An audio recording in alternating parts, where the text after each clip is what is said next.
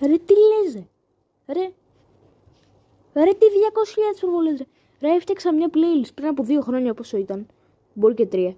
Για να βάλω μέσα μερικά επεισόδια τη σεζόν 11. Δεν είναι καν όλα όπως είναι στις 12 και 1.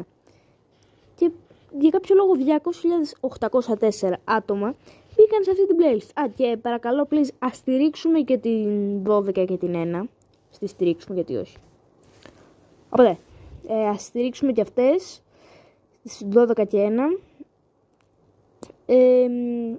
Και άμα τις στηρίξουμε όλες θα γίνουμε νούμερο 1 κανάλι. Τώρα που έκλεισε και του Fred Arapi.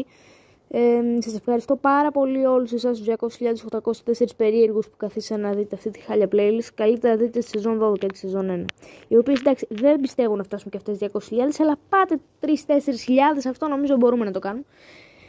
Αν μπορείτε να το πάτε και 200.000 κανένα θέμα, εγώ εδώ πέρα είμαι για να το πάτε. Αυτά. Γεια σας. Τα λέμε μια άλλη μέρα.